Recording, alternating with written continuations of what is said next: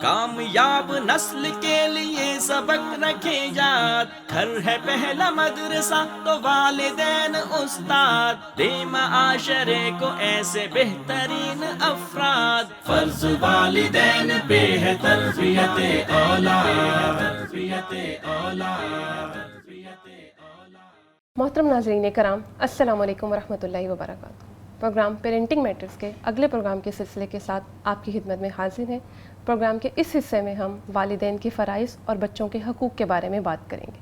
آپ جانتے ہیں کہ اس سیریز میں ہمارے ساتھ مستقل مہمان کی حیثیت سے ڈاکٹر سیدہ سعدیہ صاحبہ شامل ہیں۔ آپ کا تعلق government college women university Sialkot سے ہے۔ میڈم، میں آپ کو اس پروگرام میں خوش آمدید کہتی ہوں۔ ہماری دوسری مہمان ہیں ڈاکٹر یاسمین کوثر صاحبہ۔ آپ کا تعلق یونیورسٹی آف سیالکوٹ سے ہے۔ میڈم، میں آپ کو بھی اس پروگرام میں خوش آمدید کہتی ہوں۔ پروگرام کے اس حصے میں سب سے پہلے ہم جو ہے وہ بچوں کے حقوق کے بارے میں جو ہے وہ بات کرنا چاہیں گے۔ میڈم، اگر ہم آپ سے آغاز کریں تو اسلام کے حوالے سے نو مولود کے کیا حقوق ہیں جو ہمیں بتائے گئے ہیں؟ بسم اللہ الرحمن الرحیم۔ ہم عموماً اپنی زندگی میں اس چیز کو فراموش کر بیٹھے ہیں کہ شاید نومولود کے کوئی حقوق ہوتے بھی ہیں یا نہیں ہوتے۔ اگر ہم اسلامی تعلیمات کو دیکھیں تو اس میں سب سے پہلے جو نومولود کے حقوق ہیں ان میں سے ایک اہم چیز جو ہے وہ اس کے لیے اچھی ماں کا انتخاب ہے۔ حدیث مبارکہ ہے کہ دنیا کی بہترین متاع نیک عورت ہے، اور نبی کریم صلی اللہ علیہ وسلم نے ایک اور جگہ فرمایا کہ تم جب نکاح کرو تو عورتوں کے لیے یہ 4 چیزیں ہیں کہ ان کے مال کی وجہ سے نکاح کیا جاتا ہے، ان کے حسب نسب کی وجہ سے نکاح کیا جاتا ہے، اور ان کی خوبصورتی کی وجہ سے نکاح کیا جاتا ہے، اور چوتھی چیز جو ہے وہ ان کی دینداری کی وجہ سے۔ تو آپ نے فرمایا کہ دینداری کو ترجیح دو۔ تو گویا کہ آج کی جو بیوی ہے کل کی وہ ماں ہے، اور جس قدر ماں نیکوکار اور صالحہ ہوگی تو خود بخود اس کی گود میں پروان چڑھنے والا بچہ جو ہے وہ بھی نیک اور صالح ہوگا، اور معاشرے کو ایک مفید شہری میسر آئے گا۔ تو اس لیے پہلا حق یہ ہے کہ جب انسان اس عمر کو پہنچ جائے کہ جب اس کی شادی کی عمر ہے اور وہ اپنے لیے کہیں پہ نکاح کا پیغام دینا چاہتا ہے تو وہ ترجیح جس چیز کو دے وہ نیک اور صالح عورت ہے۔ ہم اپنی روزمرہ کی زندگی میں دیکھیں تو اس چیز کو شاید ہم بہت پیچھے چھوڑ آئے ہیں۔ جس چیز کو ترجیح دی جا رہی ہوتی ہے، میں عموماً یہ کہا کرتی ہوں کہ یہ جو سٹیپ بتائے تھے نیک عورت کے لیے کہ عورت کو پیغام جب نکاح کا دیا جائے تو 4 وجوہات کی بنیاد پر دیا جاتا ہے۔ پہلی چیز میں نے بتایا تھا کہ بھئی اس کے مال کی وجہ سے، دوسرا اس کے حسب نسب کی وجہ سے، تیسرے اس کی خوبصورتی کی وجہ سے، اور چوتھی اس کی دینداری کو ترجیح۔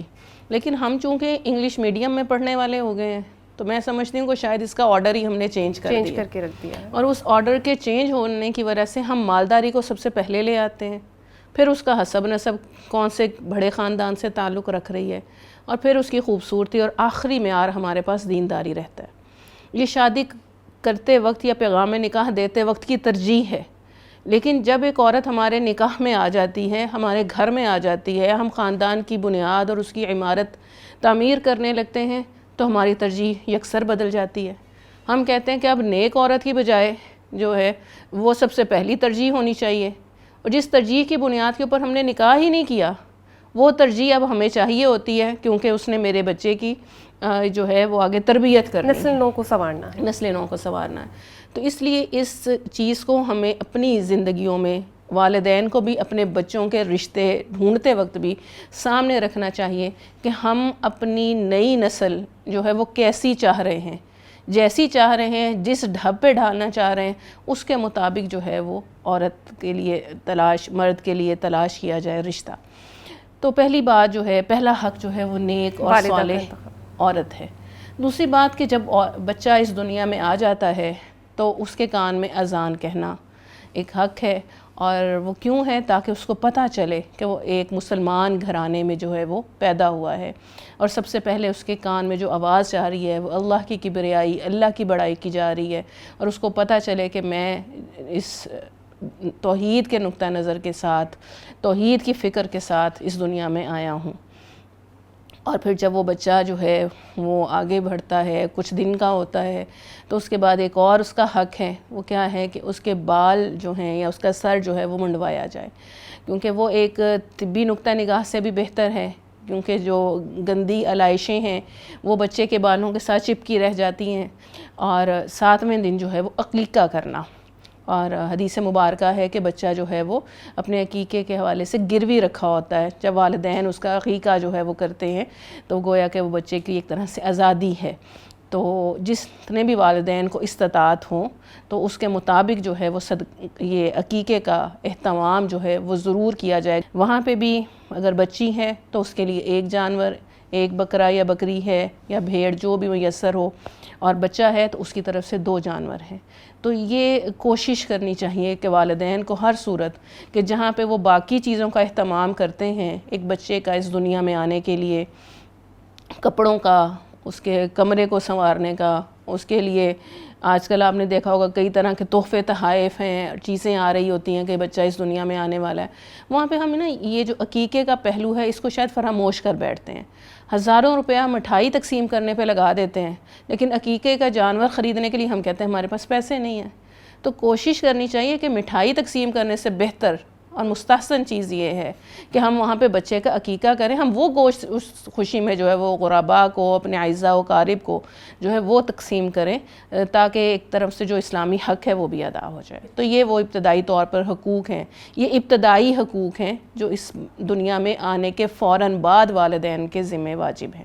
بالکل ٹھیک، آپ کی بات سے مجھے اندازہ ہوا کہ والدین کے فرائض اور بچوں کے حقوق اس کے دنیا میں آنے سے پہلے ہی، جیسے آپ نے خود جو ہے وہ فرمایا کہ اچھی اور نیک صالح ماں کا انتخاب کرنا، تو اس کا آغاز وہیں سے ہو جاتا ہے اور یہ سلسلہ پھر جو ہے وہ اینڈ تک چلتا رہتا ہے۔ ڈاکٹر صاحبہ، میں آپ سے پوچھنا چاہوں گی، کیونکہ آپ کا تعلق سماجیات سے ہے، تو حقوق کے حوالے سے بچوں کے اور والدین کے فرائض کے حوالے سے جو ہمارے ہاں جدید ایک عصر حاضر میں جو ایک رسومات کا سلسلہ چل چکا ہے یا کچھ ایسی چیزیں جو ہیں ہمارے معاشرے میں رائج پا چکی ہیں، اس کے حوالے سے آپ کیا کہنا چاہیں گی؟ بسم اللہ الرحمن الرحیم، بہت شکریہ آپ کا۔ اس حوالے سے میں یہ کہوں گی کہ بعض اوقات ہمارے جو دینی شعار ہیں، جو فرائض ہیں، اس کو بھی ہم دکھاوا بنا دیتے ہیں اور اس پہ اتنا پیسہ لٹاتے ہیں کہ وہ بے جا اسراف میں شامل ہو جاتا ہے، جبکہ اسلام ہمیں ان چیزوں کی اجازت نہیں دیتا۔ اور بعض اوقات ہم سٹیٹس کے طور پہ بھی اس کو شو کرتے ہیں، باقاعدہ کارڈ چھپتے ہیں اور پتہ نہیں کتنے دنیا جہان کے ان لوگوں کو بلایا جاتا ہے جن سے ہمیں کوئی فائنینشلی بینیفٹ ہوتا ہے، کوئی مالی، جس سے ہمیں، جیسے بزنس مین ہوتے ہیں تو وہ اپنی برادری کے لوگوں کو زیادہ بلاتے ہیں کہ ان موقعوں پہ ہم ان کو بلا کے ہم اپنے جو مادی مفاد ہیں ان کو حاصل کریں۔ تو یہ بے جا اسراف اور یہ چیزیں جو ہیں، اس کو تو اسلام میں بالکل بھی منع کیا گیا ہے، شیطان کا بھائی کہا گیا ہے جو اسراف کرتا ہے۔ تو ان چیزوں سے ہمیں دور رہنا چاہیے اور فوکس کرنا چاہیے کہ اللہ نے ہمیں کس چیز کا حکم دیا ہے، یعنی ایسا کام کرنا چاہیے جس سے اللہ کی خوشنودی حاصل ہو۔ یعنی اگر ہم کوئی فرائض ایسے ادا بھی کر رہے ہیں تو اس میں بھی اللہ کی خوشنودی کو ہم برتر رکھیں، بجائے اس کے کہ ہم یہ دیکھیں کہ دنیا کیا کہے گی یا ہماری برادری کیا کہے گی یا ہمیں کہاں سے فائدہ ہے۔ یہ گیو اینڈ ٹیک جو ہے، اس کو ہم اسلام کے کاموں میں کم از کم نہ لائیں، اور خاص طور پہ اگر اللہ نے آپ کو ایک نعمت سے نوازا ہے تو اس کا سجدہ شکر ادا کریں، آپ فقیروں میں بانٹیں، غریبوں میں بانٹیں، جو سفید پوش لوگ ہیں، پریشان حال ہیں، آپ ان کی مدد کر دیں، بجائے اس کے کہ آپ دکھاوا کریں اور اس طرح کے کام کر کے گناہگار اللہ کے دربار میں ہوں، تو یہ مناسب نہیں ہے۔ سادہ طریقوں سے یہ کام کرنا چاہیے جو بھی۔ اچھا، بچوں کے حقوق کے حوالے سے جو ایک اہم چیز اسلام نے جس کی طرف رہنمائی فرمائی ہم، کہ بچے کا اچھا نام رکھنا، یہ بھی بچے کا حق ہے اور والدین کے فرائض میں یہ چیز شامل ہے کہ وہ بچے کا اچھا نام رکھیں۔ اس حوالے سے اسلام ہماری کیا رہنمائی کرتا ہے اور کس حد تک بچے کی شخصیت پر نام کے اثرات مرتب ہوتے ہیں؟ سلمہ صاحبہ، جیسے میں نے پہلے بات کی تھی کہ ابتدائی حقوق، انہی ابتدائی حقوق میں ایک حق جو ہے بہترین نام رکھنا جو ہے وہ بھی ہے۔ ہم دیکھیں کہ رسول اللہ صلی اللہ علیہ وسلم جو ہے اس کا بہت زیادہ اہتمام کیا کرتے تھے کہ آپ اپنے گھر کی بچیوں کے نام جو آپ کی بنات رسول ہیں ان کے نام کا آپ دیکھیں کہ بہت بامعنی اور اہم نام ہے۔ اسی طرح جب امام حسن پیدا ہوئے اور امام حسین پیدا ہوئے تو ان کے نام جو ہیں وہ رکھے گئے آپ نے۔ باقی جو لوگ اس دور میں صحابہ کرام کے ہاں اولادیں ہوتی تھیں تو آپ ان کے بھی خوبصورت نام رکھتے تھے. اور اگر کسی شخص کا نام جو ابھی اسلام قبول کرتا ہے اور اس کا نام جو ہے گزشتہ پوچھا جاتا تھا کہ بھئی تمہارا نام کیا ہے، اور اگر وہ نام جو ہے وہ اسلامی شعار کے ساتھ، اسلام کے ساتھ مطابقت نہیں رکھتا تھا تو اس کا وہ نام جو ہے وہ بدل دیا کرتے تھے. ٹھیک ہے کہ نبی کریم صلی اللہ علیہ وسلم نے فرمایا کہ بھئی جیسے ایک نام تھا برہ کسی صحابیہ کا، تو آپ نے ان کا نام بدل دیا، اور آپ نے فرمایا کہ اللہ تعالیٰ کو لڑکوں کے ناموں میں عبداللہ اور عبد الرحمن نام بہت زیادہ پسند ہیں، اور خواتین کے ناموں میں یا بچیوں کے ناموں میں زینب اور جمیلہ جو ہے وہ نام پسندیدہ ہیں. تو گویا کہ ایک اچھا نام رکھنا جو ہے وہ انتہائی اہم ہے، اور اس کے شخصیت کے اوپر بہت زیادہ اثرات مرتب ہوتے ہیں. اور ہم اپنی زندگیوں میں ان چیزوں کو فراموش کر بیٹھے ہیں. ارد گرد افراد سے جب نام پوچھے جاتے ہیں تو مختلف ان لوگوں کے ناموں پہ ہوتے ہیں جو کہیں کے ایکٹر ہیں، ٹھیک ہے، یا بعض اوقات غیر مسلم ہیں، ان کے ناموں سے متاثر ہو کے جو ہے وہ رکھے جا رہے ہیں. اور بعض اوقات تو ایسے نام بھی رکھے جاتے ہیں جن کا مطلب آپ خود بھی نہیں جانتے، بس آپ کو سننے میں اچھا لگا وہ نام آپ نے اپنے بچے کا رکھ لیا، اور ایون اس بچے کو خود نہیں پتا کہ مجھے جس نام سے پکارا جا رہا ہے اس کا معنی کیا ہے. اور جتنے صالح افراد کے اوپر نام رکھے جائیں گے نا، اس کے اثرات شخصیت کے اوپر مرتب ہوں گے، کیونکہ ایک چیز جو بار بار ریکال ہونی ہے، تو اس ریکال ہونے سے بچے کے ذہن کے نقوش جو ہیں یا اس کی جو لائنز ہیں وہ اسی طرح سے مرتب ہونی ہیں. تو اب اگر ہم نے وہی کسی اور ایسی شخصیت کے اوپر رکھ دیا ہوا ہے کہ جس کا کوئی معنی اچھا نہیں ہے، یا کسی ایکٹر سے متاثر ہو کر رکھ دیا ہے، یا کسی اور لغت کا لفظ ہے جس کا معنی ہمیں نہیں پتہ، تو اس کے ظاہر سی بات ہے کہ ہمارے بچے کی شخصیت کے اوپر کوئی اثر نہیں اس طرح سے مرتب ہوگا. تو اس لیے کوشش والدین کی جو ہے وہ یہ ہونی چاہیے کہ اس کا نام جو ہے وہ اچھا رکھا جائے. ایک واقعہ اس حوالے سے عرض کروں کہ حضرت عمر رضی اللہ تعالیٰ عنہ کے پاس ایک شخص آیا، اور اس وقت آپ امیر المومنین تھے. اس نے آ کے عرض کی کہ میرا بیٹا بڑا نافرمان ہے اور مجھے اپنے مال میں سے کچھ حصہ نہیں دیتا خرچ کرنے کے لیے. تو آپ نے اس کے بیٹے کو بلوایا اور اسے پوچھا کہ بھئی تمہارا کیا معاملہ ہے. اس نے کہا کہ میرے باپ نے میرے کوئی حقوق ادا نہیں کیے. تو انہوں نے کہا کہ کیا ان سا حق ادا نہیں کیا؟ اس نے کہا کہ بھئی یہ جو ہے کہ نیک صالح عورت کے ساتھ شادی کرنا، تو میری والدہ جو ہیں وہ ایرانی ہیں، مسلمان نہیں تھی. تو ایک تو پہلا حق میرا یہ ادا نہیں کیا. میں دنیا میں آیا تو میرے باپ نے میرا اچھا نام نہیں رکھا، اور اب جو ہے جس طرح سے میں بڑھتا گیا مجھے ادب اور تادیب اس طرح سے نہیں سکھائی. تو اب جب اس نے میرا کوئی حق ادا نہیں کیا تو میں کس طرح سے اس کا کوئی حق ادا کروں؟ تو اس لیے یہ کوشش ہونی چاہیے کہ جو بچوں کے ابتدا ہی سے جو ان کے حقوق ہیں کہ ہم یہ کہیں کہ اس کو نگلیکٹ کر دیں، اور کل کو وہ بچہ بڑا ہو اور پھر ہم اس کو تمام چیزیں اور تمام مراعات اور پہنچا کر ہم سمجھیں کہ ان کے حقوق ادا کر دیے، تو وہ حقوق ادا نہیں ہوئے. والدین سے اس بارے میں پوچھا جانا ہے. اور جو حدیث مبارکہ ہے کہ کلکم رائن و کلکم مسئول عن رعیتہ، کہ ہر شخص راعی ہے. تو راعی یہ نہیں ہے کہ وہ آج بکریوں کا ریوڑ بڑھ گیا ہے، اونچا ہو گیا ہے تو پھر میں ان کی جو ہے وہ نگہبانی کروں، بلکہ میرا خیال ہے کہ جب بکری یا بچے چھوٹے چھوٹے ہیں تو تب ان کو نگرانی کی اور حفاظت کی زیادہ ضرورت ہے بنسبت اس کے کہ جب وہ جوان ہو جائے. بالکل ٹھیک. اور اگر ہم اس کو تربیت کے ساتھ لنک کریں تو پھر یہ مرحلہ وہیں سے شروع ہو جاتا ہے جہاں سے ایک بچہ جو ہے وہ دنیا میں آتا ہے، اور تربیت اور حقوق اور والدین کے فرائض جو ہیں وہ آپس میں لنک ہوتے ہوئے باہمی طور پر ایک بچے کی تربیت میں اہم کردار ادا کر سکتے ہیں. معزز سامعین کرام، یہاں پر وقت ہوا ایک بریک کا. ایک چھوٹی سی بریک کے بعد دوبارہ آپ کی خدمت میں حاضر ہوتے ہیں. ہمارے ساتھ رہیے گا. کامیاب نسل کے لیے سبق رکھے یاد، گھر ہے پہلا مدرسہ تو والدین استاد، دے معاشرے کو ایسے بہترین افراد، فرض والدین پہ ہے تربیت اولاد. کامیاب نسل کے لیے سبق رکھے یاد، گھر ہے پہلا مدرسہ تو والدین استاد، دے معاشرے کو ایسے بہترین افراد، فرض والدین پہ ہے تربیت اولاد. پروگرام میں دوبارہ آپ کو خوش آمدید کہتے ہیں. جی میڈم, آپ سے میرا سوال یہ ہے کہ بچوں کی تربیت میں اسلام والدین سے کس طرز عمل کی توقع کرتا ہے؟ سختی ہونی چاہیے, نرمی ہونی چاہیے, درستی ہونی چاہیے, اور ایک وہ جو عام محاورہ ہے کہ کھلاؤ سونے کا نوالا اور دیکھو شیر کی آنکھ سے, تو کس حد تک یہ ہمیں امپلیمنٹ کرنا چاہیے؟ دیکھیے, اسلام جو ہے وہ سلامتی کا مذہب ہے, محبت کا پیغام دیتا ہے. ہر صورت, ہر عمل جو ہے ہمارا وہ محبت کا ہے اور میانہ روی کا ہے. یعنی ایکسٹریم لیول پہ ہم کہیں بھی نہیں دیکھتے اسلام میں. آپ صلی اللہ علیہ وسلم کا اسوہ حسنہ ہمارے لیے بہترین نمونہ ہے. تو ان کی لائف کو اگر ہم دیکھیں یا قرآن کے حوالے سے اگر ہم بات کریں تو اس میں جو بھی احکامات ہیں وہ میانہ روی میں ہی ہیں. یعنی پیار سے آپ بچے کو جتنا اچھے طریقے سے سکھا سکتے ہیں, اگر آپ شروع سے اپنے گھر میں ماحول اسلام کا اس طرح سے رکھتے ہیں کہ آپ خود پریکٹیکلی وہ سارا کام کرتے ہیں, تو میرا خیال ہے کہ ایسے گھرانے جہاں ابتدا سے بچہ آنکھ جب کھولتا ہے اور وہ ارد گرد کا ماحول اس طرح کا دیکھتا ہے, تو وہ موقع ہی نہیں آتا کہ آپ اس کے ساتھ بہت سختی کا معاملہ کریں.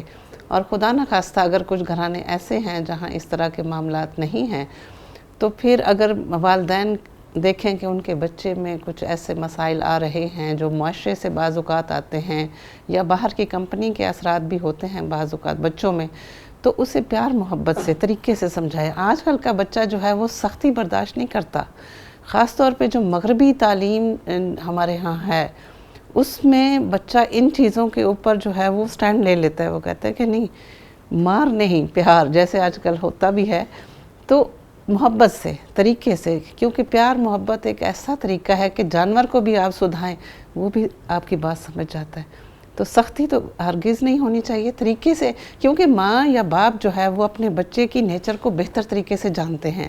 اگر کہیں وہ دیکھتے ہیں کہ اس میں کوئی مسئلہ ہے تو اس کو طریقے سے, محبت سے اور آہستہ آہستہ گریجولی اس کو جو ہے وہ ٹھیک کریں. یہ نہیں کہ اگر اس میں کوئی خرابی ہے تو وہ ایک ہی دن میں ٹھیک ہو جائے گی. طریقے سے اس کو جو ہے وہ راستے پہ لے کر آئیں اور اس کو اس ماحول سے ہٹائیں جس کی وجہ سے اس کے اندر یہ نیگیٹو پوائنٹ جو ہے وہ دیکھ رہے ہیں یا کوئی مسئلہ آ رہا ہے.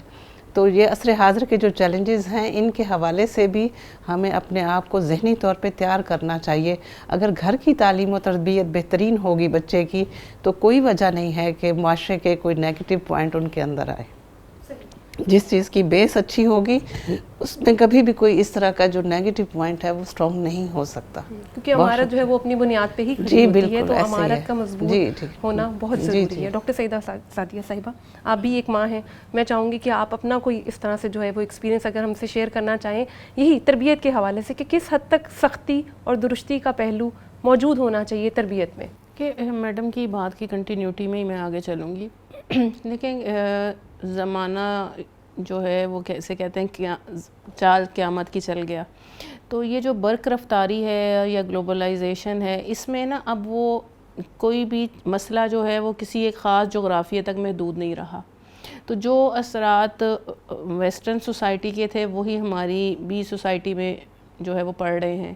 پھر ہمارا بچہ جو ہے آج کا وہ میڈیا کے ساتھ ہم سے زیادہ جڑا ہوا ہے, اور میڈیا جس نہج کے اوپر اس کی تربیت کر رہا ہے, میں معذرت کے ساتھ کہ میڈیا ہی پر میں بیٹھی ہوں ابھی, لیکن وہاں پہ بعض اوقات اس کا اثر جو ہے اس چیز کا وہ بعد میں دکھایا جاتا ہے, پہلے وہ رویہ دکھایا جاتا ہے.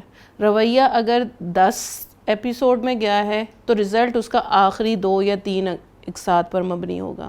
تو وہ جو 10 دفعہ اس نے دیکھا ہے کہ بچہ بالمقابل کھڑا ہے ماں کے یا باپ کے, یا ان سے ڈیمانڈنگ ایٹیچیوڈ ہے, تو وہ آخر میں آپ اس کو ٹالریٹ کرتا ہوا, آپ آخر پہ اس کو آپ ایکسکیوز کرتا ہوا دیکھیں گے تو شاید وہ اتنا امپیکٹ نہیں دکھایا جا سکتا.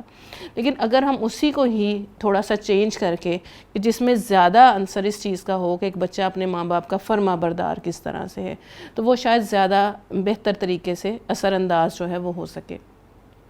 تیسری چیز جو اس حوالے سے ہمیں ہمیشہ ملحوظ رکھنی چاہیے وہ یہ کہ انہوں نے بات کی کہ ابھی میانہ روی ہے, اعتدال ہے. تو جو ہمیں چیلنج درپیش ہے, ہم آج کے پیرنٹس جو ہیں اپنے بچوں کے سامنے خود اکاؤنٹیبل ہو گئے ہیں. ہمارا بچہ یہ کہتا ہے کہ آپ جو ہمارے ساتھ کر رہے ہیں وہ تو سبھی کے ماں باپ کرتے ہیں, آپ کچھ الگ تو نہیں کر رہے. لیکن وہ جو پہلے پیرنٹس کا ریگارڈ تھا, وہ جو عزت تھی, جو تقدس تھا, وہ رخصت ہوتا جا رہا ہے. ہمیں ہوتا تھا کہ باپ کی شاید ایک وہ جو سرد نظر ہے وہی اندر تک کپ کپا کے رکھ دیتی تھی کہ کسی چیز سے والد صاحب ناراض نہ ہوں یا والدہ جو ہے وہ ناراض نہ ہوں، بجائے کہ جملے تک کوئی نوبت آئے.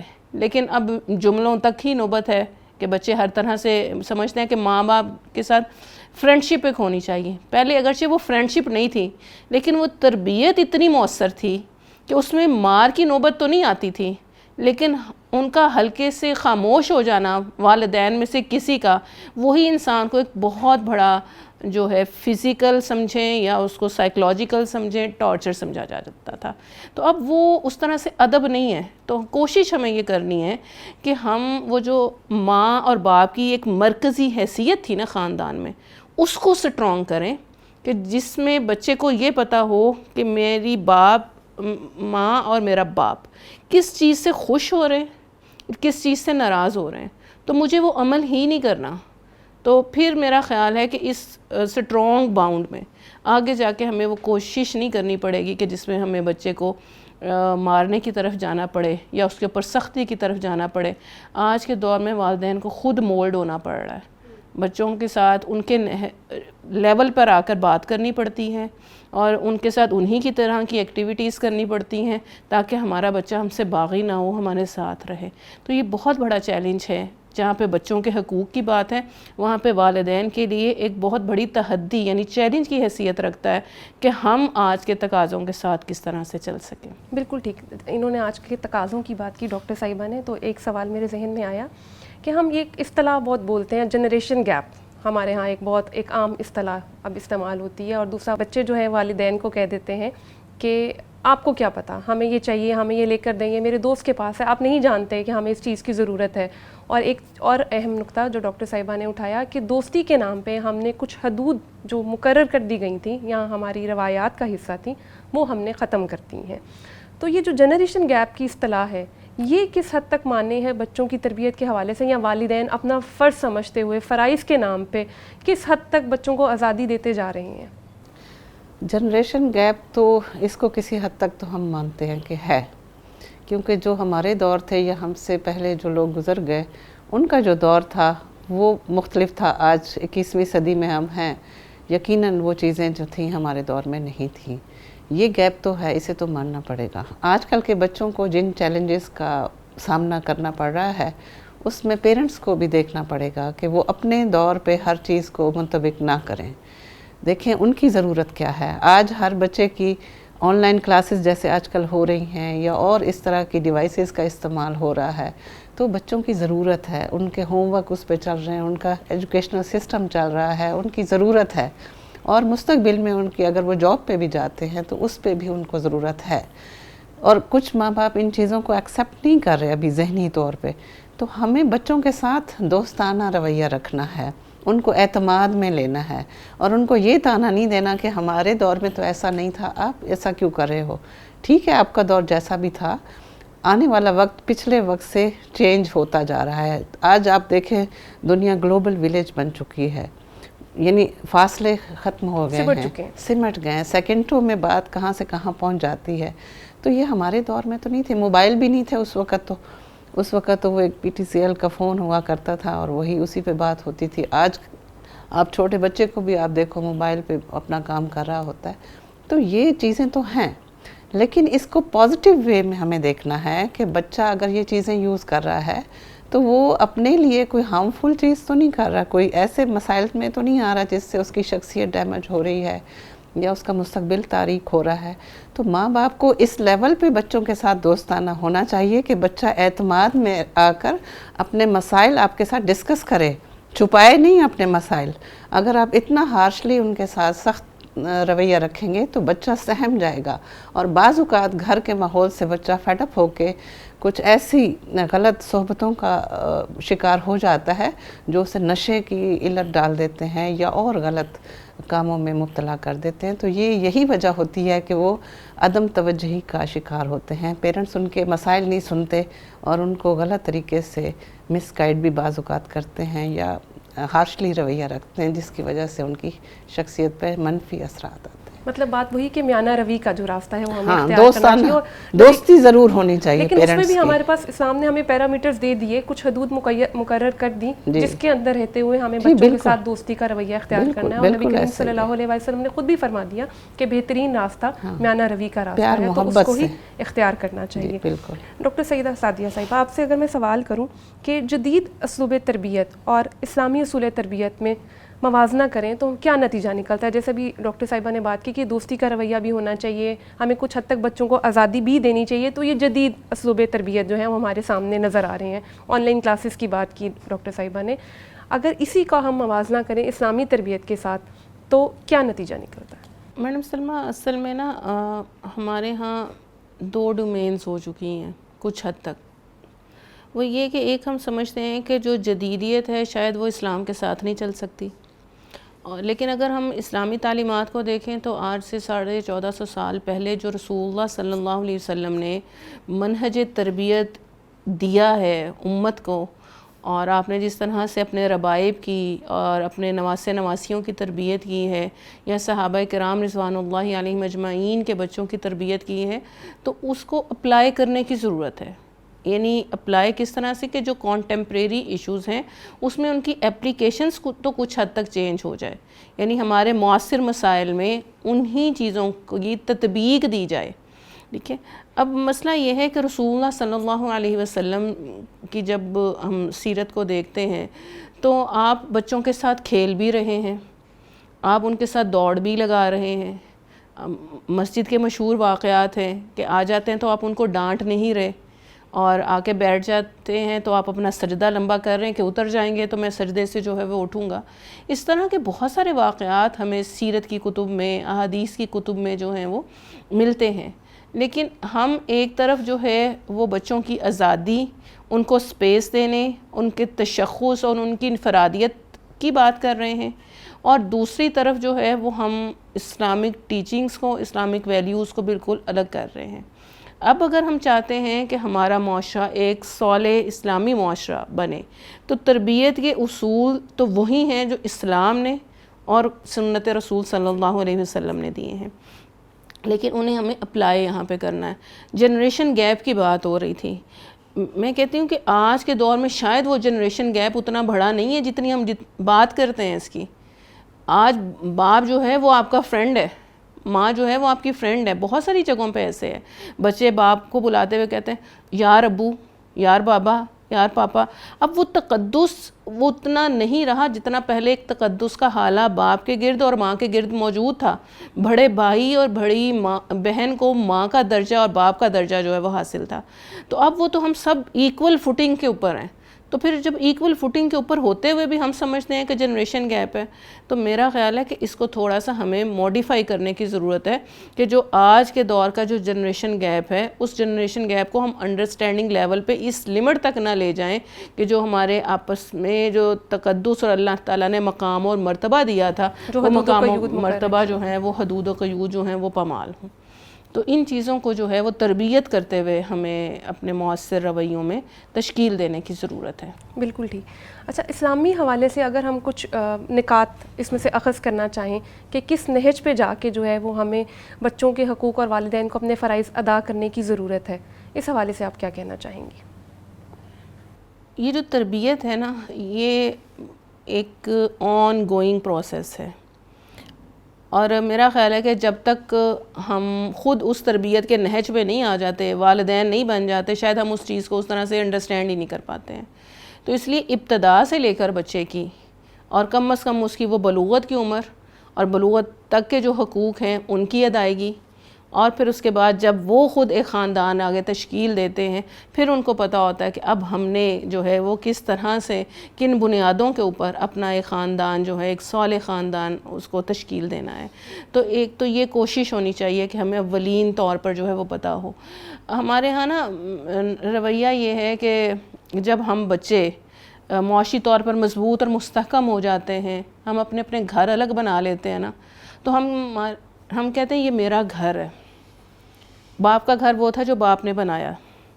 یہ اگر سوچ اور فکر جو ہے نا ہم اپنی تجزیہ کریں تو پتہ نہیں باپ کو اس جملے سے یا ماں کو اس جملے سے کتنی تکلیف پہنچتی ہوگی کہ وہ میرا بچہ جس کے اوپر میں نے اپنی ساری انویسٹمنٹ کی ہے، میری پوری زندگی کی کمائی ہے، آج وہ اپنے زور بازو کے اوپر اتنا قوی ہوا اور وہ کہتا ہے کہ میرا گھر ہے.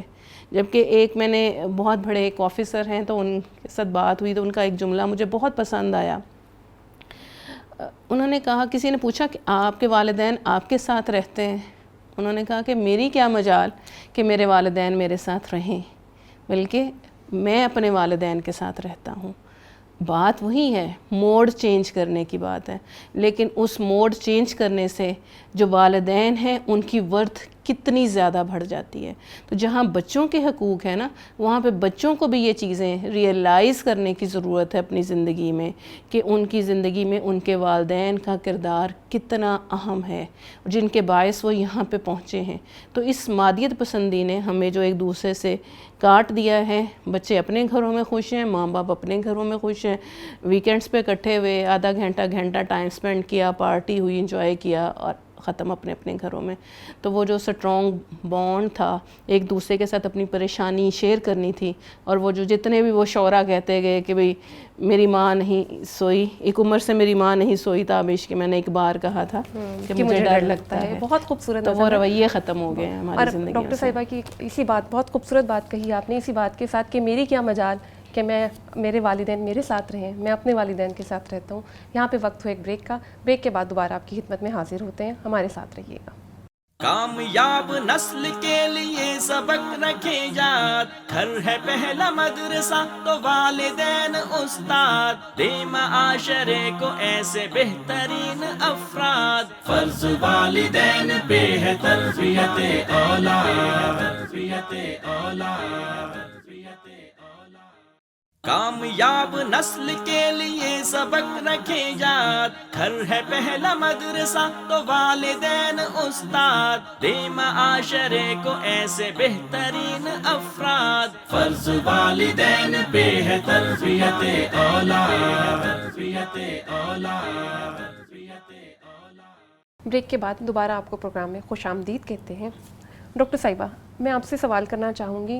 ڈاکٹر سعیدہ سعدیہ صاحبہ نے بلوغت کے حوالے سے کچھ اہم نقطہ اٹھایا، تو اس حوالے سے میں آپ سے یہ پوچھنا چاہوں گی کہ بلوغت کے ساتھ یا بلوغت کے بعد یا بچہ جب ایک عاقل اور بالغ شخصیت اختیار کر لیتا ہے تو اس کے ساتھ اسلام بچوں کو کیا حقوق دیتا ہے؟ جیسے ہمارے ہاں ایک کیریئر چوز کرنے کی بات ہوتی ہے، تو جب والدین وہاں پہ انٹرفیئر کرنا چاہیں تو بچے والدین کو کہہ دیتے ہیں کہ نہیں، یہ ہمارا حق ہے، ہم خود چوز کریں گے. اور مزید آگے جائیں تو جب زوج کے انتخاب کی بات آتی ہے تو وہاں پہ بھی ان کو یاد آ جاتا ہے کہ اسلام نے ہمیں حق دیا ہے کہ ہم اپنی مرضی سے چاہیں تو نکاح کر سکتے ہیں، اور جہاں ہمارا دل چاہے ہم نکاح کر سکتے ہیں.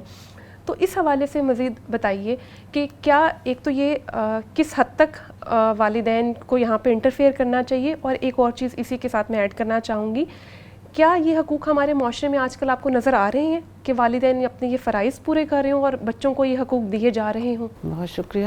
یہ حقوق جو ہیں یہ اللہ تعالیٰ نے تو دیے ہیں، لیکن آج کل کے معاشرے میں ہمیں یہ مکمل طور پہ جو ہے عملی صورت پہ نظر نہیں آ رہی، یا پھر ان کا مس یوز کیا جا رہا ہے غلط طریقے سے. اب جیسے کیریئر کے حوالے سے ہے، اگر کوئی ماں یا باپ ڈاکٹر ہے یا کسی اور شعبے سے ان کا تعلق ہے تو وہ چاہیں گے کہ ان کا بچہ بھی جو ہے وہ اسی فیلڈ میں آئے، یا جو چیز وہ خود نہیں بن سکے، جو پیشہ وہ خود نہیں اختیار کر سکے، وہ چاہتے ہیں کہ ان کا بچہ، وہ اگر آرمی میں نہیں گئے تو ان کی خواہش ہوتی ہے کہ ہمارا بیٹا آرمی میں جائے یا ڈاکٹر بنے، جبکہ بچے کا ذہنی رجحان جو ہے وہ کسی اور شعبے کی طرف ہوتا ہے. تو ایسا نہیں کرنا چاہیے والدین کو کہ اپنی جو محرومیاں ہیں یا جو اپنی خواہشات ہیں اس کے اوپر جبراً امپوز کیا جائے. یہ نہیں کرنا چاہیے، کیونکہ اگر بچہ اس طرح ان کی خواہش کا احترام کرتے ہوئے وہ شعبہ اپنا بھی لیتا ہے، لیکن وہ پھر اس شعبے کے ساتھ انصاف نہیں کر پائے گا. مثلاً اگر وہ ڈاکٹر بھی بنے گا تو وہ اس طرح سے محنت کر کے اس مقام پہ نہیں پہنچے گا جس طرح اسے پہنچنا چاہیے، یا جس طرح وہ اپنے شوق والے فیلڈ میں جاتا تو وہ محبت سے پڑھتا اور اس مقام پہ پہنچتا جس میں اس کی خواہش تھی. تو یہ اس طرح نہیں کرنا چاہیے. کچھ والدین اس طرح کرتے ہیں، جبکہ اللہ نے اس چیز میں جو ہے یہ اس کا حق رکھا ہے اولاد کا کہ وہ اپنی خواہش کے مطابق، اپنے ذوق اور اپنی صلاحیت کے مطابق یہ کام کر سکتا ہے. دوسرا شادی کے حوالے سے کہ اپنی زوج کا انتخاب جو ہے اس کا حق اسلام دیتا ہے، تو یہ بھی حدود اور قیود کے اندر ہے، یعنی ایسی آزادی جس میں حدود اور قیود نہ ہو اس کا کوئی کنسپٹ اسلام میں نہیں ہے. اور کسی بھی معاشرے میں آپ ایسی آزادی جسے ہم جنگل کی آزادی کہیں گے وہ سروائیو نہیں کر سکے گا. تو ہمارا بہت پیارا مذہب اسلام ہے جس نے ہمیں بہت خوبصورت اصول اور ضوابط دیے ہیں کہ شرم و حیا کے پیکر میں رہ کے جیسے ایک آپ اپنی زوج کا انتخاب کرنا چاہتے ہیں تو ایک جھلک اگر آپ دیکھ لیں تو ٹھیک ہے، اس کی اجازت ہے، لیکن یہ نہیں کہ آپ بعد میں جو ہے اس سلسلے کو بہت طویل کر دیں یا اس میں ولگیرٹی آ جائے یا اس کا مس یوز کریں. یہ چیز اسلام ہرگز برداشت نہیں کرتا اور ہمیں اجازت بھی نہیں ہے. اگر آج کے معاشرے میں ہم دیکھیں تو یہ چیزیں عام ہیں. ہمارے بہت سارے کو ایجوکیشنز میں اور بہت سارے ایسے ادارے بھی ہیں اور گھروں میں بھی کچھ ایسے ماحول بن گئے ہیں جس میں بچیوں اور بچوں کو جو ہے وہ اس طرح کے ماحول دیے جاتے ہیں جس میں یہ مسائل جو ہیں وہ چھوٹی عمر میں بچوں کے اندر ہم دیکھتے ہیں اسٹوڈنٹ لائف میں. تو یہ چیزیں نہیں ہونی چاہیے. ماں باپ کو ان چیزوں کا خیال رکھنا چاہیے. دوسری بات یہ ہے کہ بعض اوقات ماں باپ چاہتے ہیں کہ ان کا بچہ کوئی بہت بڑے مقام پہ پہنچے، اپنے پاؤں پہ کھڑا ہو، جاب بڑی ملے، تب اس کی شادی کریں گے. اگر اس طرح سے آپ اس پر ریسٹرکشنز لگائیں گے تو ظاہر ہے ایک فطری جو اللہ نے اس کے اندر جو جذبات رکھے ہیں اس کا پھر زنا کی طرف جو ہے وہ راستہ کھل جاتا ہے. اگر آپ نکاح کے لیے مشکل راستے کھڑے کریں گے، اس کے آگے رکاوٹیں کریں گے تو پھر زنا کا راستہ آسان ہو جاتا ہے. تو اسلام تو یہی کہتا ہے کہ آپ نکاح کو آسان کیجئے اور زنا کو بند کیجئے. تو ہمارے معاشرے میں یہ مسائل ہیں، جیسے جہیز کا بھی بہت سارا مسئلہ آ جاتے ہیں. تو یہ چیزیں ہمیں نہیں کرنی چاہیے. ہمیں اسلام کے سادہ اصولوں کو اپنا کے اور اس کے بتائے ہوئے حدود کے اندر رہ کر اپنے فرائض جو ہیں ادا کرنے چاہیے اور اپنے بچوں کو بھی اتنی ہی آزادی دینی چاہیے کہ وہ اپنے بہتر مستقبل کا انتخاب کر سکیں. صحیح. ڈاکٹر صاحبہ آپ کچھ کہنا چاہیں اس بارے میں، اس حوالے سے؟ سلمہ، جہاں پہ بلوغت کی بات ہے نا، اسلام نے جو والدین کو سرپرست اور نگران بنایا ہے، اسی حوالے سے جو اولاد کے حقوق ہیں، ان اولاد کے حقوق میں ایک تو یہ ہے کہ جب بالغ ہو جائے تو اس کے نکاح کا اہتمام کیا جائے تاکہ وہ برائی کی طرف جو ہے وہ راغب نہ ہو سکے. تو میڈم نے ابھی اس طرف اشارہ کیا بھی کہ ہم جو ہے وہ بعض اوقات بچے کے کیریئر بنانے میں اور اس کی اکنامک سٹیبلٹی کی طرف اتنا چلے جاتے ہیں کہ وہ معاشی طور پر مستحکم ہو جائے، گھر بار بن جائے، پھر اس کا نکاح جو ہے وہ کیا جائے. تو نکاح کے تاخیر کی وجہ سے جو ہے بہت سارے مسائل جو ہیں وہ پیدا ہوتے ہیں، خواہ وہ بچے کی طرف سے ہوں، خواہ وہ بچی کی طرف سے ہوں، لیکن دونوں ہی معاشرے کا چونکہ حصہ ہیں اور اس کے اثرات معاشرے کے اوپر بہت برے طرح پڑتے ہیں. معاشرہ بگاڑ کا شکار ہو رہا ہے. معاشرہ بگاڑ کا شکار ہوتا ہے. دوسری چیز جو ہے وہ یہ ہے کہ بلوغت کے حوالے سے جو نان و نفقہ ہے اولاد کا، وہ تب تک نان و نفقہ والدین کے ذمہ داری ہے جب تک کہ بچہ برسر روزگار نہیں ہو جاتا، اور بچی جب تک اپنے والدین کے گھر بیٹھی ہے تب تک والد کے اوپر اس کی معاش کی ذمہ داری ہے. اور اگر خدا نخواستہ کوئی حالات ایسے ہوتے ہیں کہ بچی نکاح کے بعد، طلاق کے بعد جو ہے وہ گھر آ گئی ہے اور یا بیوہ کی صورت میں ہو گئی ہے اور پھر وہ اپنے والدین کے گھر بیٹھی ہے، تو پھر بھی والد کے اوپر جو ہے وہ اس کی ذمہ داری ہے کہ اس کی کفالت جو ہے اس کا اہتمام کرے. تو یہ بلوغت کے بعد کی چیزیں ہیں. ٹھیک ہے. اب ہم اگر اپنے بالمقابل مغربی معاشرے کو دیکھتے ہیں تو وہاں پہ کیا ہے کہ جی اب 18 سال کا ہو گیا، لہٰذا خود کمائے، چاہے وہ بچہ ہے چاہے وہ بچی ہے. تو بعض اوقات اس طرح کی جو ہے وہ رپورٹس بھی آتی ہیں کہ باپ نے ہاتھ اٹھا لیا کہ جی میں تو اب تمہاری ذمہ داری نہیں اٹھا سکتا، لہٰذا اب تم گھر سے باہر نکلو تو جیسے مرضی کماؤ. مغربی معاشرے میں تو یہ ہمیں نظر آتا ہے، نظر عام چیز ہے نا وہاں پہ. تو وہ بچیاں جس طرح سے مرضی کمائیں، حلال طریقے سے کمائیں، حرام طریقے سے کمائیں، بچے حلال طریقے سے کمائیں حرام. تو اسلام کا حسن جو ہے، اسلام کی خوبصورتی یہ ہے کہ اس نے کسی بھی لیول پہ اس کو جو ہے وہ بگاڑ کی طرف نہیں جانے دیا، اس کو ایک سرپرست کے زیر اثر کیا ہے. پھر اسی طرح سے جب اولاد جو ہے وہ بالغ ہو جاتی ہے تو اگر باپ جو ہے وہ کسی جائیداد کی تقسیم میں سے یا کوئی گفٹ اپنی اولاد کو دیتا ہے تو اس میں بھی کہا کہ برابری ہو. جیسے کہ ایک شخص رسول اللہ صلی اللہ علیہ وسلم کے پاس آیا تو اس نے آ کے کہا کہ یہ میں جو ہے وہ اپنے اس بچے کو تحفہ دینا چاہتا ہوں، تو آپ اس کے اوپر جو ہے وہ ضامن بن جائیں. تو نبی کریم صلی اللہ علیہ وسلم نے دریافت کیا کہ کیا تم نے اپنے باقی بچوں کو بھی یہ دیا ہے؟ ان سے کہا نہیں کہ اسی بچے کو دے رہا ہوں. تو آپ نے کہا کہ نہیں، میں اس طرح کی ناانصافی کے معاملے میں ضامن نہیں بنتا، یعنی آپ نے اس کو ناپسند فرمایا اس معاملے کو. تو اس لیے جب گفٹ لینا ہے، اگر وہ اولاد بالغ ہو گئی ہے، کسی ایک بچے کو گاڑی لے کے دینی ہے، بائک لے کے دینی ہے، ضرورتاً سٹیپ بائی سٹیپ بھی ہو سکتا ہے. بعض کا ضروری نہیں ہے کہ ہمارے پاس بہت پیسے ہیں تو ہم نے ایک دم سے لے کر دے دینی ہے سب کو.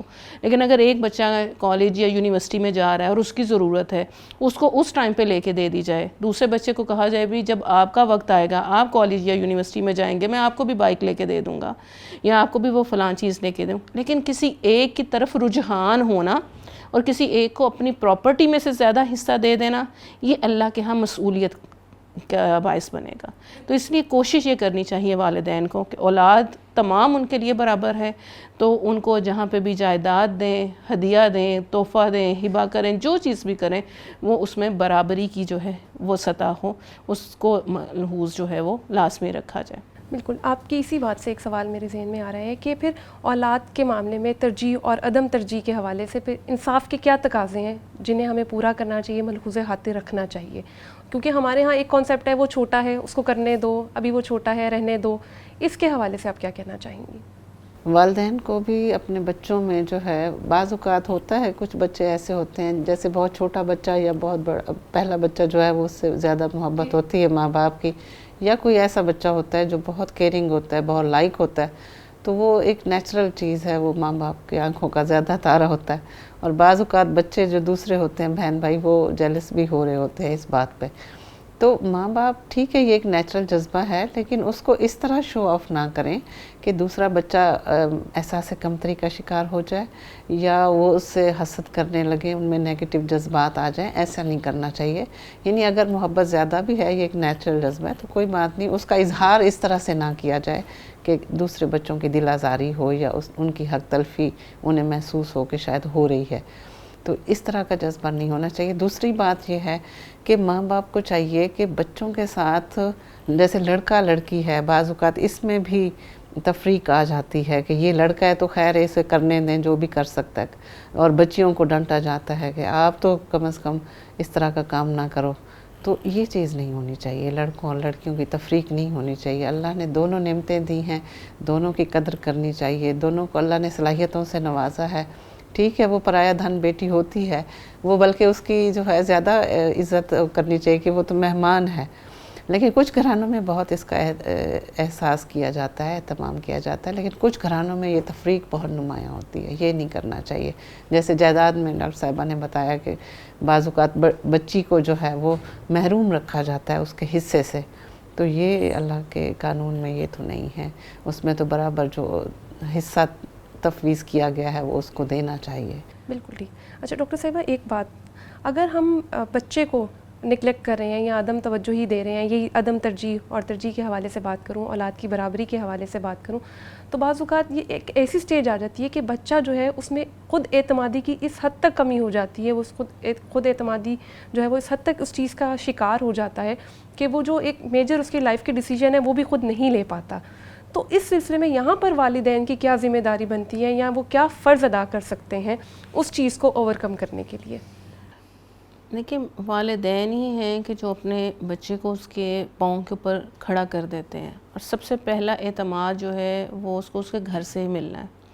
اور وہ کس طرح سے ملنا ہے اس کی مثال میں دیتی ہوں کہ جب بچہ ابھی نیا پاؤں پہ چلنا شروع ہوتا ہے تو ماں ہی اس کو یا باپ ہی اس کو جو ہے وہ بک اپ کر رہے ہوتے ہیں، اس کے لیے کلیپ کر رہے ہوتے ہیں کہ بھئی نہیں اٹھاؤ تم چل رہے ہو، ایسے کر رہے ہو. اس کے لیے بازو کشادہ کرتے ہیں کہ وہ گرے نہ، ہم اس کو پکڑ لیں، سنبھل لیں. اس کا مطلب یہ ہے کہ بچے کے اندر جو فطرتی کمزوری ہے یا جو بھی کمزوری، اس کو اوور کم کرنے کے لیے سب سے بڑا کردار یا مؤثر کردار والدین کا ہے. اب اگر والدین اپنے کسی رویے کی وجہ سے ترجیح یا عدم ترجیح جو ہے کسی اولاد کو دیتے ہیں تو وہ پھر بہت سارے احساس کمتری کا شکار بچے جو ہو جاتے ہیں. کچھ جو ہیں وہ نفسیاتی مسائل جو ہیں اس طرف جو ہے وہ چلے جاتے ہیں. تو پہلی بات جو ہے وہ کہ ہر بچہ اپنی ایک الگ فطرت، الگ خصوصیات کا حامل ہے. تو والدین کو پہلے تو یہ سمجھنا چاہیے کہ اگر ایک بچہ پڑھائی میں بہت اچھا ہے اور ماں یا باپ اس کو بہت زیادہ پیار کرتے ہیں کہ یہ بچہ تو بہت اچھے گریڈ لے کر آتا ہے، اور مجھے پیرنٹ ٹیچر میٹنگ پہ ہمیشہ اس کی طرف سے اچھی خبریں سننے کو ملتی ہیں، اور یہ میرا بچہ آگے کیریئر میں بہت آگے جائے گا۔ اور ایک بچہ جو ہے وہ میڈیوکر ہے یا سلو لرنر ہے، تو وہاں پہ ہم اس کے ساتھ تھوڑا سا سخت رویہ رکھتے ہیں یا اس کے ٹیز کرتے ہیں، تو وہ جو گھر کی ٹیسنگ ہے، یا ماں نے اگر اس کے اوپر کم توجہ کی ہے، یا باپ کہتا ہے بھئی اس کو جتنا مرضی پڑھا لو، اس کے کوئی گریڈز اچھے نہیں آنے، لہٰذا جس کے گریڈز اچھے آنے اسے اچھے اسکول میں بھی ڈالو، اس کو اچھی اکیڈمی میں بھی ڈالو، تو اس ان بیلنس ایٹیچیوڈ یا رویے کی وجہ سے بچے کی شخصیت جو ہے وہ ان بیلنس ہو جاتی ہے۔ ایک بات ہم نے پہلے کی تھی کہ جس میں کہ ہم بچے کو اس کے کیریئر کے لیے آزادی دے دیں کہ جس طرف وہ جانا چاہتا ہے اور ادھر چلا جائے، یہ ایک میجر ڈیسیژن ہے زندگی کا۔ دوسرا میجر ڈیسیژن اس کی شادی کا ہے۔ اچھا، میرا نقطہ نظر یہ ہے کہ آزادی ضرور ہونی چاہیے انتخاب میں، کیریئر میں، لیکن جس لیول پہ یا جس نہج پہ ہم آزادی کا مطلب سمجھ رہے ہیں وہ اس طرح سے نہیں ہونا چاہیے۔ والدین جب اس جگہ پہ ہیں کہ اب وہ بچے کو ایک کیریئر کے لیے بھیج رہے ہیں کہ تم یہ فیلڈ انتخاب کر لو، تو اس کا مطلب ہے اس کے پیچھے ان کا کوئی کم از کم 40 سے 45 سال کا تجربہ ہے زندگی کا، اور بچہ جو ہے وہ شاید وہ انڈرسٹینڈنگ ڈیولپ نہیں کر پاتا جو والدین 40-45 سال میں کر پاتے ہیں۔ اور جب ہم بچے کی شادی کر رہے ہیں تو اس کا مطلب ہے 20 سے 25 سال کا والدین کا تجربہ ہے۔ تو بچے بعض اوقات کسی ظاہری چیز سے متاثر ہو جاتے ہیں، یا انسان کے اندر جو جذباتی احساسات ہیں ان سے، یا اپنی نفسیاتی کیفیات کی وجہ سے ہم کسی کے لیے سمجھتے ہیں کہ وہ ہمارے لیے کمپیٹیبل ہے، تو ہم وہ انتخاب کر لیتے ہیں۔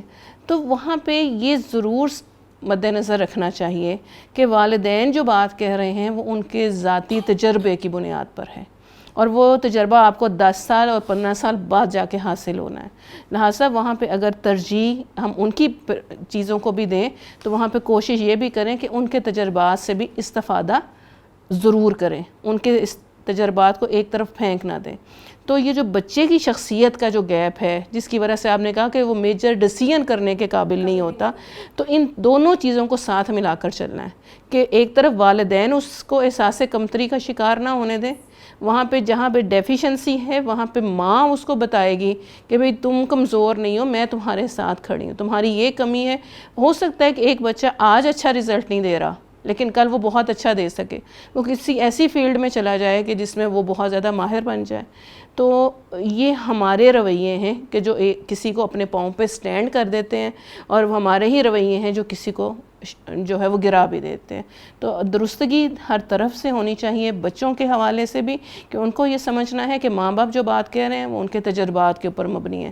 میں تجربہ کروں گا تو سیکھوں گا، وہ تجربہ کر چکے ہیں اور سیکھ چکے ہیں، علم میں بھی بڑھے ہیں، عمل میں بھی بڑھے ہیں، اور تجربے میں بھی مجھ سے آگے ہیں۔ اور ساتھ والدین کا ہونا چاہیے کہ یہ ابھی نہ پختہ کار ہیں نہ تجربہ کار ہیں، جو ان سے غلطیاں ہیں، جو ان سے کمیاں ہیں، ان سے ہم نے درگزر کرنا ہے، ان کو ہم نے اوورکم کرنا ہے، ان کو ہم نے دوسروں کے سامنے ہائی لائٹ نہیں کرنا، تاکہ ایک بچہ جو ہے مکمل شخصیت کا حامل ہو سکے اور معاشرے کا ایک مفید شہری بن سکے۔ بالکل ٹھیک۔ آپ کی باتوں کو اگر کنکلوڈ کیا جائے اور ان کا خلاصہ نکالا جائے تو بچوں کے حقوق اور والدین کے فرائض اسلامی تعلیمات کی روشنی میں اگر ادا کیے جائیں تو بہتر طور پر ایک شخصیت جو ہے وہ وجود میں آتی ہے بچے کی شکل و صورت میں۔ آپ دونوں مہمانان گرامی کا بہت شکریہ۔ آج تک کے پروگرام کے لیے اتنا ہی۔ انشاءاللہ تعالیٰ اس سیریز کے اگلے پروگرام میں ایک نئے موضوع کے ساتھ آپ کی خدمت میں حاضر ہوں گے۔ اس وقت تک کے لیے ہمیں اجازت دیجیے۔ السلام علیکم ورحمۃ اللہ وبرکاتہ۔ زندگی کا سفر کٹ رہا ہے مگر ذمہ داریاں بہت، وقت ہے مختصر آج محنتیں ہو گر، کل ملے گا ثمر آج اپنے وقت کا، کل پہ ہوگا اثر، کام کاج نوکری روزگار بھی ہے اہم، لیکن آج نسل کے کل کا رکھنا ہوگا فہم، بینک بیلنس اور پراپرٹی کا سحر ہے سوار، بنگلے اور گاڑیاں پیسہ اور کاروبار، اصل جائیداد تو نیک نام نسل ہے، آخرت میں کام آئے یہ تو ایسی فصل ہے، فرض والدین پہ ہے تربیت اولاد۔